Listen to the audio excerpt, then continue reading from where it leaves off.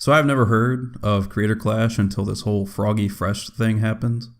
I'll be honest, it's great advertisement, throwing around some drama like they do for regular boxing and whatnot. And this whole event is a good cause. It's a nice charity event, and you can see all the charities they're partnered with, and you can donate directly if you want. And it just seems like such a win-win situation. Charities get some money, people can watch content creators get beat up for a couple hours. There are some big names attending. I recognize 8 of the names, 2 that are going to be in the ring and 6 that are out of it doing commentary and interviews. And I don't follow many popular content creators, so doing these videos is pretty fun since I get to learn about some interesting people that otherwise I would never have the opportunity to. Seeing iDubbbz again was nice, since the last time I saw one of his videos was a Content Cop like 6 years ago. The first time I saw iDubbbz was during a Filthy Frank episode, but iDubbbz and Maximofo, they've completely left my radar the day Filthy Frank, quit YouTube back in 2017. Now Max is doing fine. He's doing Cold Ones, which is pretty cool. I'm glad to see, he's still having fun. Filthy Frank is just purely Joji now. He makes some amazing music. I mean, the man rapped porn titles and made it sound good. So he always had the talent to produce some great music. And then there's iDubbbz. I honestly want to know what happened to this guy. When I was catching up on the things that have happened the last couple years, I almost couldn't even believe what I was reading. His wife does OnlyFans, which I'm sure he's been ragged on enough for by now. He took her last name. He was talking shit on his old fans, which he didn't like the way they were, but the whole reason why they were even like that was probably because of his content. So it's pretty funny when you give out this vibe and you give out these ideas, this influence to these people to act like this, and now you're ashamed of what you've created. You've created a monster, and now you're ashamed of it. But he'll still keep up his old videos, the ones with 30+ million views, his Content Cops, his video where he's unboxing stuff in sewers. He'll keep all that, but yet he completely disowns everyone that was there for him in the beginning. The guy has become so thin-skinned that Froggy Fresh was removed from the event over a joke. I understand people can grow up and change, which we can see with both Max and Joji, but this is some husk walking around in a man suit. If you've kept up with Ian iDubbbz, I'm going to use those names interchangeably, maybe this was a smooth transition for you and it doesn't seem that strange, but the iDubbbz I knew was like this. Make the best cake ever. Grab his arms, Max. You have a talent. No, you have a talent. You have a talent. Ah, yeah, boy. I'm sorry this has to happen.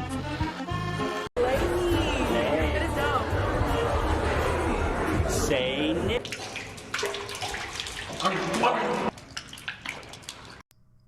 Now, I want to clarify. I applaud anyone that can look themselves in the mirror and decide they want to be better. That takes a lot of strength to realize and even more to act on it. This, however, seems like a regression. I checked out some of his latest videos and man, he just sounds so bored. The energy is gone. He gives off this weird vibe like he's in danger or something. I can't quite explain it, but something just seems wrong, I saw one of his newer videos. Well, not new. I mean, it's new to me, but it's about a year old. And he was doing this interview with a guy named Sam Hyde, who I've never heard of prior to this video. And he seems like a really funny dude. Sam Hyde is just like an extreme caricature of something. I can't identify what he's supposed to be, but I know that he's just an extreme version of it. You know what I mean? But the entire time, something feels off the entire video, but it's not until the end that it's revealed that Sam Hyde was just pranking Ian the entire video.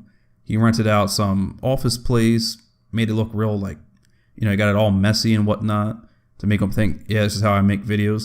And it seems like Ian didn't get it the entire time. And at the end of the video, he tries to play like a higher moral authority over Sam, over his decisions and the people that he was with.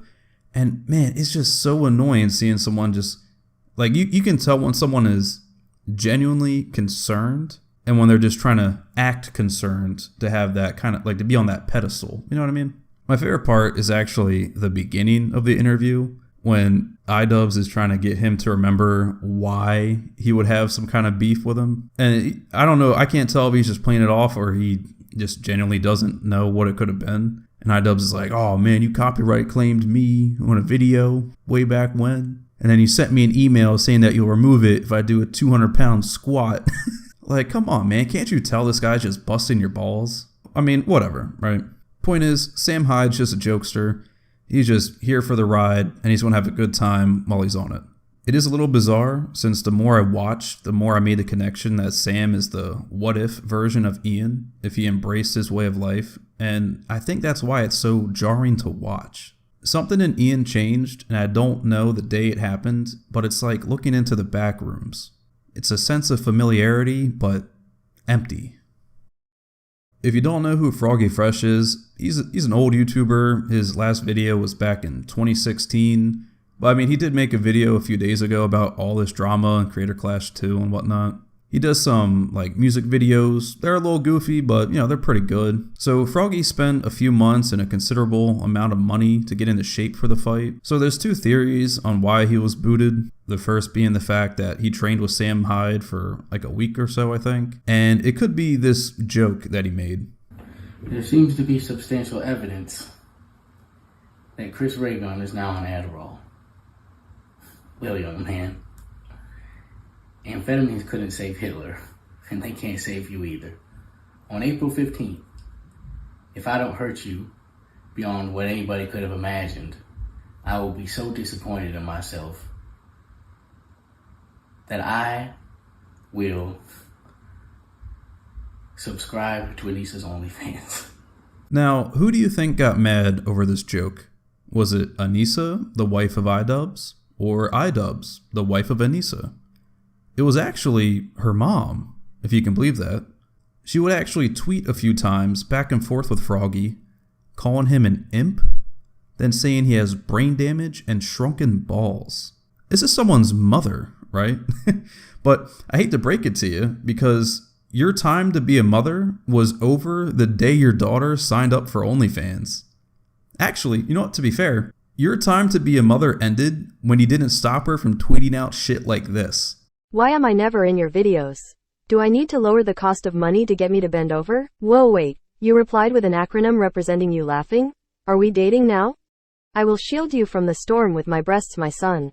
That's Leafy is here. Do you remember him? He was like the original commentary YouTuber. But, he got kicked off of YouTube for bullying, right? Because, anti-bully zone here. The backlash has been incredible. It seems like everyone and their mother is talking about this situation. As of now, Anissa's mom closed her Twitter account. The few defending her and the decision to boot Froggy, they keep getting ratioed on Twitter, so, that's fun. There are some champs that have arisen during all this. Sam, who was willing to throw down $250,000 and his car to let Froggy fight. And another guy named Gideon, he texted Keemstar and said that he would donate $100,000 to the winner's charity. So we're looking at, like over $500,000 in donations? But I guess that's not enough to heal the burn. The most petty thing to surface from this was the potential lawsuit Froggy was threatened with if he continued to talk about this. Now that I just cannot believe. Dude really said, if you beat me up, my daddy will sue. Man, how the mighty have fallen. Luckily, Mutahar from Some Ordinary Gamers, he chimed in and said that he would cover all legal fees. So now the ball's in their court. So to sum all this up, a man got whipped by what I hope is some titanium pussy. A mom got mad at reality. Everyone is against an event that was created to do a lot of good. And I got to learn a lot about some interesting people. And that's a win-win in my book. So in case you're hungry for more, there's actually a lot of beef that's been going on the last week. I'll link an hour-long video of just the tweets of Epic Mealtime and people on Twitter if you really want to see it all. But for me, that's it. So take it easy. I hope you do well. And goodbye.